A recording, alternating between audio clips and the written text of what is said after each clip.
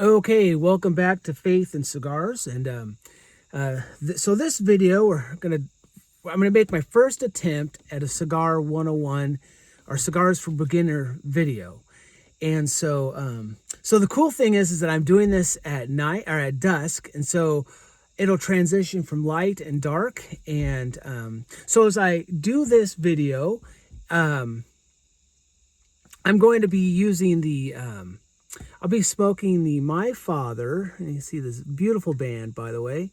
Let's see if I can get this to show up. This is My Father, De La, and I'm horrible with these Spanish names. I have a hard enough time with English.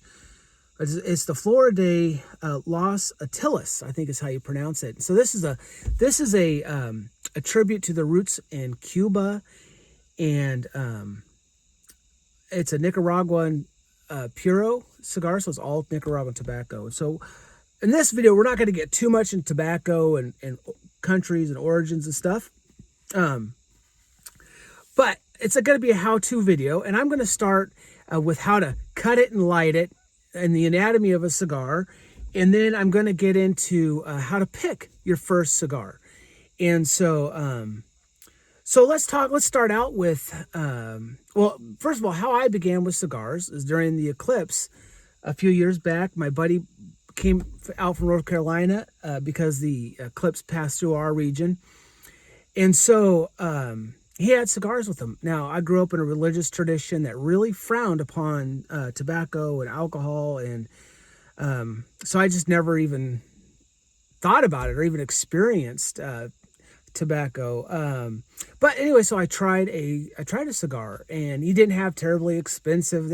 I think he bought some of them from a gas station humidor, but they were actually pretty good, and I enjoyed them. So, which then became a hobby, and so I enjoyed videos like this, and so let's just jump into it. So maybe you went to a bachelor's party or you're out golfing with your buddies, and they had cigars, and maybe you tried it and you're curious and you're like, man, where do I even begin? Well, before I cut this and light this, I do want to just say a few words. So you're not going to get a premium cigar from behind the counter of a gas station. If you see something that's labeled like a cigar or cigaretto, that's like a Swisher Seed Sweet or a Black and Mild. You don't want that stuff. Unless maybe you enjoy it, but that's not a premium cigar. And now, a premium cigar is hand rolled, and so not usually made by a machine. There are machine made cigars, but a premium cigar is handmade. So you want to find a place that specializes in cigars. You can Google and say cigars near me. Usually if you go to like a smoke shop, like a head shop or something that has like marijuana products, they're going to have very limited selection, and usually those cigars are not well cared for. You want to go to a tobacco store that specializes in tobacco and cigars, and if possible, go to a cigar lounge that might employ a tobacconist. So anyway, just avoid those gas station cigars. So okay, so let's talk about the anatomy of a cigar. So we're not going to start with tobacco. We're going to just talk about the body parts of a cigar. So this is the foot. This is the part you light, and then this is the head. This is the part you cut and draw from, and then this is the body, obviously, and then beyond that, then, now before we go on beyond that, I want to just point out, I don't know if you can see it, there's a seam here, and you don't, see it, and you don't want to cut beyond that. You want to cut just the very top of that. It's called a cap, actually. You'd only want to cut the cap off, because if you cut too deep on the cigar, you're going to cause the cigar to fall apart. You don't want to do that. You want to just cut enough off so you can get a good draw. And so, okay, so a cigar is made up of a wrapper, and 90% of the flavor of a cigar comes from the wrapper. And then you have a binder, and then the filler. And the wrapper is always the best tobacco of the cigar. Manufacturers visually want the best looking tobacco, and then tobacco leaves, and then and so you can see this. You can see how it's wrapped. It's hard to see on this camera, but if you had a cigar, you could examine it. That there's a seam. You can see where the leaves overlap, and then of course finally is the band, and I think my father and Perdomo have the coolest bands, but and here's the thing: when you're smoking a cigar, don't take the band off too soon, because sometimes it sticks to the cigar, and you'll pull off some of the wrapper, which will cause the cigar to unravel. So smoke it down. That'll get that glue to heat up, and then it's easier to take that tobacco off. So, all right, let's talk about the proper way to cut a cigar. So if you go to a cigar lounge, invariably you're going to run into someone that's a kind of a know-it-all, and they're like, oh, you got to cut your cigar this way, or cut your cigar that way. And everything about cigar smoking is about an experience, and it comes down to your preference, what you like as you enjoy a cigar. So you may discover that you like really strong and cigars, or you may like, I always like flavored cigars or mild cigars, whatever. The point is about an experience, and there's very few right and wrong things to do. There's etiquette, and we'll talk about in another video. But so don't let some know-it-all. Let's say you go to a cigar lounge and there's a know-it-all in there. It's like, this is the best, that's the best. It's kind of hard to say there's the best. It's all about preference and your experience. So keep that in mind. So before I cut this cigar, I want to illustrate different kinds of cutters, and I'll go from my least favorite way to cut a cigar to my most favorite. So, by the way, shout out to Cigar in Evansville, Indiana, because they loaned me for this episode a guillotine, or a V cutter, because I didn't have one. But this is an example of and I'll show you. This is an example of a V cutter. So as you can see the shape there, it looks almost like an eye this way, but you stick your cigar in, and it's hard with the box press, and then you pinch down, and it kind of creates a V in there. And I was at Cigar one time, and this blowhard was in there saying this is the best way, the only way to cut a cigar. No, it's not.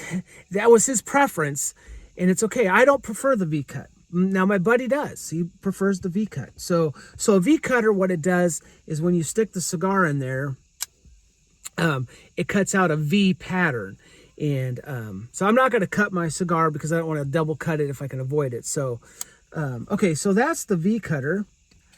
And then and cutters come in a wide variety and prices, and this particular one is made by Lotus, which I'm told makes the best cutters, and this is a $75 cutter.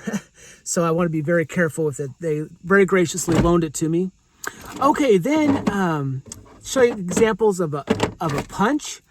And so this is an example of a punch, and so let me push the button here, and out. That's not working. So, well, so there's the punch. And so what you do with the punch is you stick it in there and you twist, and it cuts out a little bit of a hole that you can draw in. And the idea of the punch is it kind of concentrates the smoke and the flavor. That hasn't been my experience, and I don't particularly like the punch. And let me give you an example of another kind of punch. This tool here, it's got, for your big fat ring cigars, you got a big old fatty punch, and then, like for normal cigars, there's another punch. I'll talk about this tool in a minute. Okay, now let's get into my favorite way to cut a cigar, and that's the guillotine cutter. So, I got it stuck. Well, okay, there we go. So let me show you. This is the traditional guillotine cutter. By the way, Diesel cigars are amazing. So this one is for your traditional shaped round cigars. You stick it in there and then you cut it off. And again, you don't want to cut too deep. So let me give you an example here. So if you stick your cigar, and this one, by the way, this guillotine cutter you squeeze with your fingers. Then they make these kind of cutters that I got from Cigar International that you squeeze with your hand. Makes it a little easier to cut. So you stick it in there and then you cut it off, and then you smoke it. So now this is another kind of guillotine cutter. Oops. And it's got a solid back. Now it's the pinch, and then so now see, on that one, it cut just the cap off. And then, now when you enjoy a cigar, you want to take what they call the dry draw. And when people talk about flavor profiles, by the way, it's what it tastes like or what it reminds you of. It doesn't necessarily mean that it tastes like plums or that it's cocoa or a cashew or whatever. And I've been smoking for a couple of years now, and I still have trouble identifying flavor profiles. Sometimes it's really prevalent and strong, and sometimes it's not. But so you want to take a dry draw? All right, now let's get into the nuance about lighting your cigar, because that's right. You're going to enjoy it. You got to figure out the right way to light it. So the internet says Zippo lighters and matches, not supposed to use those. You're supposed to use butane lighters because apparently the Zippo fuel flavors the cigar tobacco. And so I don't know. I've never tried it with a Zippo, but that's what the internet says. Now I'll just say my best practices. These small butane lighters like this, I don't know if that flame's going to show up. That is insufficient for lighting a cigar.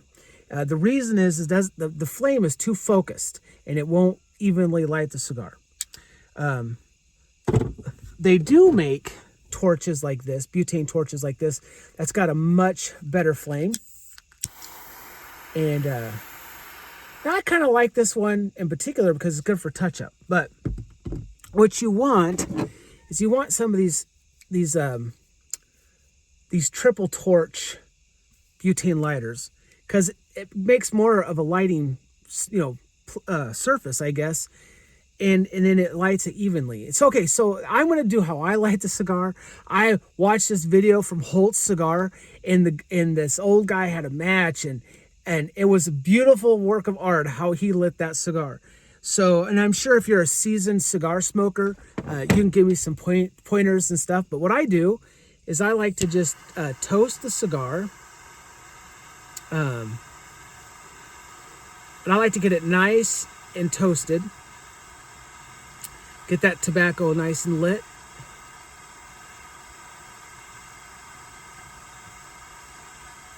And then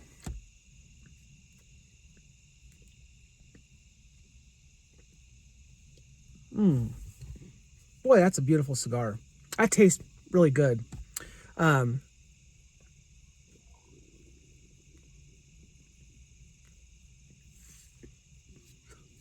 That's really good. And then you might have to give it a touch up. So probably still need to perfect my cigar lighting skills, but that's the basics of how to cut and light a cigar. And so now my buddy's really good at, I can't do that. I'm not coordinated enough to do that.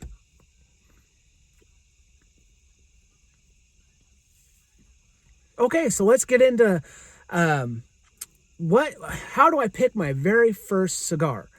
Now that is a good question. And so when I start out with what's called a mild cigar. So mild cigars, so when you talk about the strength of a cigar, you're talking about its nicotine content, mild, medium, strong. Now, nicotine content doesn't necessarily equal the flavor of the cigar. Okay, so I just want to throw it out there. You can have a light-looking cigar, has a milder flavor, but man, it can really pack a punch as far as nicotine, because it's all about the tobacco. Man, that is good. Okay, So I brought some examples of cigars. So in general, when you're picking your first cigar, you want a mild cigar. The reason for that is because if you're not used to smoking, you don't want to just blow your socks off with a very strong, potent cigar and get yourself nick sick. Because then if you get really sick, you may like, it's not for me. I want to swear it off.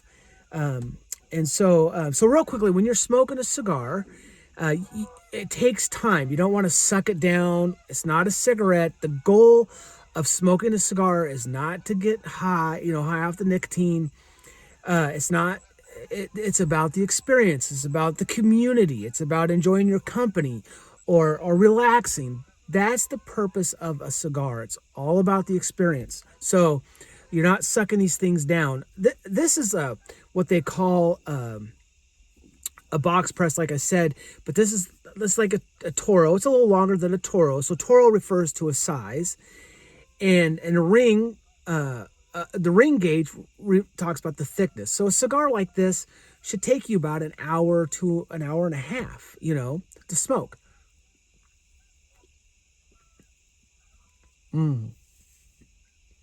So if you're outside with a breeze, it might take a little bit longer or a little bit quicker because it'll burn faster.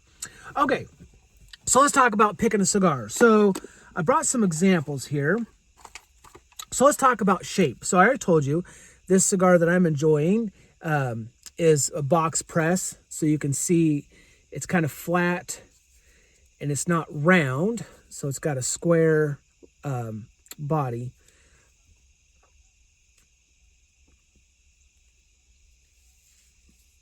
Some people love them, some people don't. Remember, cigars is all about your preference. It's what you like, what you enjoy. So don't let people throw you off and say it's got to be this way, that way, whatever. You find what you like and you enjoy it. Okay, so here's an example of the traditional round cigar. Okay, and so and this one again is a Toro, so it's a little bit longer. Here's an example of, I'm not taking these out of the wrappers, by the way. Here's an example of a torpedo. So it looks like a torpedo. It's got the narrow in there. And again, if you look carefully, you'll be able to see the seam. And you won't want to cut too far down. The cigar will unravel. Here's an example of a torpedo. But this is also an example of a Robusto size. So here's the Toro and a Robusto, and you can see, the size difference. Okay, now I brought an example of a good mild cigar to start with, and I'll give you some recommendations for mild cigars. So when you're shopping for a cigar, and you go and you're looking around, you go to a cigar lounge or a big walk-in humidor, and they got tons of cigars, and you see, Maduro and Sun Growing and Connecticut and Broadleaf, don't get dissuaded by all those terms. What you want to look for are cigars that are advertised as like Connecticut, not Connecticut Broadleaf, but Connecticut or Shade. Those tend to be your milder cigars. And you want to look for cigars with a real light wrapper, because usually the lighter the wrapper, the milder the cigar. So this is a double Maduro. Maybe in another video we'll get into what these words mean, but here's a example of a mild cigar. So you can see how dark this is and how light this is. And in this particular one, this is the Parra del Mar by J.C. Newman. And this is advertised as Shade. And I don't know if you can see that. See, it says Shade. When it says Shade or Connecticut, it usually represents a milder cigar.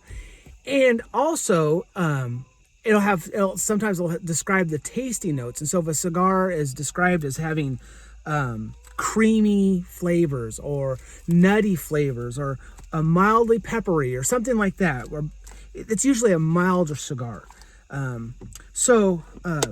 But you should, let me give you my advice. You should experiment and figure out what you like. So let me give you an example of a doggone good cigar. but it's super strong. And I actually have smoked this on one of my videos. It's the Superfly by Oscar. It's a bold, strong cigar. Here's another one. This is the Foundation. Sorry, Foundation. I said Tabernacle first. But the Foundation 10th anniversary cigar. Again, this is a very strong cigar, but man, does it taste really, really good. All right, so in my closing moments, I just want to kind of give you some best practices. So I talked about where to buy a cigar. I don't recommend buying it from the gas station. Now, if you go to a gas station that has a nice looking humidor, a humidor is a thing that keeps the humidity at a certain level, then check it out. But let's say you go to a gas station, they have a humidor, or you go to a smoke shop, a vape shop or something, they have a humidor with some cigars in there.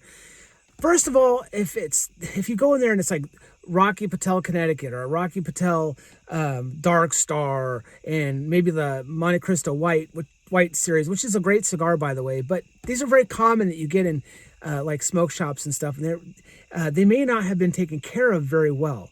So, but then you're curious. You're like, okay, I'm just going to try it. So, how do I know if my cigar is too dry? Well, let's talk about that.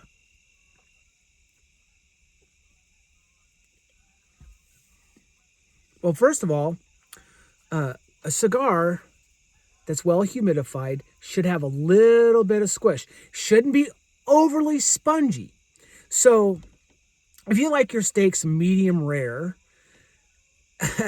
or a little bit on the more well side, it should be that kind of firmness. Shouldn't be any firmer than that. If it's real squishy like a sponge, the cigar is too humidified.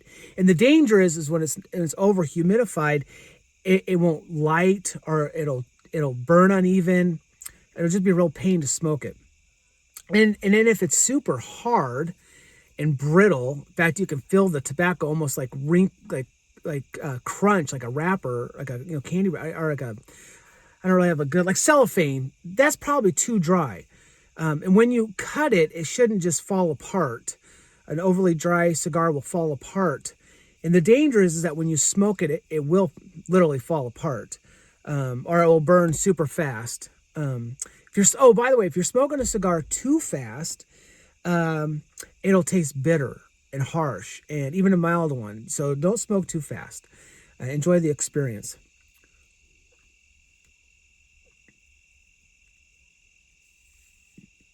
So this cigar, you can see, it's a little spongy, but not too spongy. It's got that firmness, like that medium rare steak. That's what you want. This is a well humidified cigar. And so now let's say you want to maybe invest, you want to buy a couple cigars. How do I store them? Well, when you buy a cigar, most of the time they come in a cellophane wrapper. Now, my suggestion is that you keep them in the cellophane wrapper. You store them that way because if the cigar, God forbid, has cigar bugs, cigar mites, you don't want the cigar bugs to get into all your cigars. So if you keep it in the cellophane, keep it sealed, you guard against that. The other thing is to keep it in cellophane. If the cigar gets moldy, it'll prevent the cigar from that mold spreading to the rest of your cigars. So, and if you keep your cigars at too much humidity, they'll get moldy. And I mean, a cigar, if it's stored at the appropriate humidity and temperature and out of the light, theoretically, a cigar will last a very long time. Now, should you age your cigars? I mean, that's a debate for the ages. This tobacco is already aged. It's already been fermented, and these are all ready to smoke. Should I collect cigars?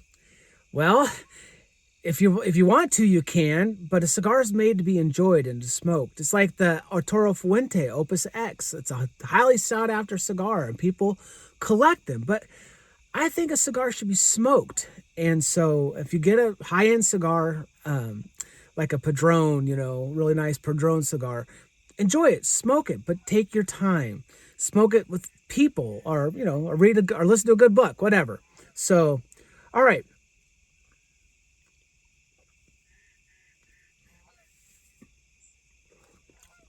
Man, that's good.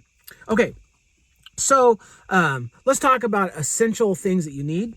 Well, we've already talked about a lighter. You need a lighter. You need a cutter if you're going to do this at home. And the other thing I highly suggest is a traveler. So here's my travel humidor. It's sealed, airtight, and I've abused this thing. I've dropped it. I've spilt stuff on it, and it's really held up well. This particular humidor came with a cutter and then a cigar stand, and then this where you put your distilled water in here and it makes it humid. And it had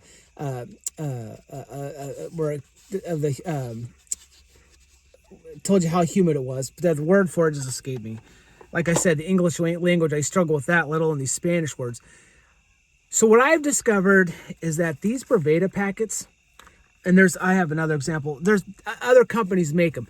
These are essential. If you're going to do these at home, okay, say you bought some cigars, you go, I'll just put them in a Ziploc bag with a humidor. That's what a pack. I mean, you could do that, but I think that's really temporary. I think you should get a traveler or a humidor, a small little humidor, desktop humidor. And so now I've tried with my humidor at home, I've tried all kinds of stuff for humidifying. And these are the most convenient and the easiest. They come in, like I'm using one that's 72%. Some come in 69%. Some others come in like 80%. You'd only use those if you need to humidify a cigar. But as you can see, I've got some cigars in here. So I think a traveler is essential. Now, the other thing that's kind of neat, that's not an essential, but I think is a cool device, is when you smoke a cigar, you start smoking cigars, you'll get a cigar that you're just really enjoying. You want to smoke it to the bitter end. But the further down it gets, the hotter it gets on your fingers and on your lips. Well, they make these kind of devices where you poke it and it lets you hold it. They also make things that you put where you put the end of the cigar in it, and then you can draw on it, and that helps cool off the smoke when you get way down there. Now, that's not an essential thing, but